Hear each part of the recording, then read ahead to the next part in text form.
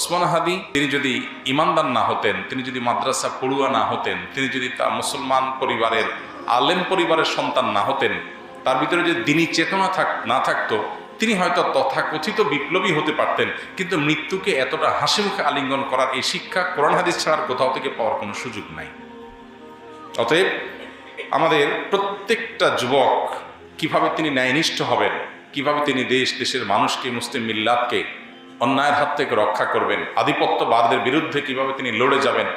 এবং ব্যক্তি স্বার্থ চিন্তা করবেন না, ফ্যামিলির স্বার্থ চিন্তা করবেন না, এগুলোর ঊর্ধ্বে উঠবেন, আল্লাহর উপরে ভরসা রাখবেন, আল্লাহর সঙ্গে সাক্ষাতের প্রত্যাশা করবেন, সেই ন্যায়নিষ্ঠ হওয়ার, অন্যায়ের বিরুদ্ধে প্রতিবাদী হওয়ার, অসৎ কাজে বাধা প্রদান করার শিক্ষা ওসমান হাদি আমাদেরকে দিয়ে গেছেন। আলহামদুলিল্লাহ। আমরা দোয়া করি আল্লাহ তাআলা তার শিক্ষা আমাদের জীবনে ধারণ করার তৌফিক দান করুন এবং আমাদের সবাইকে তার যে ভালো গুণগুলো আছে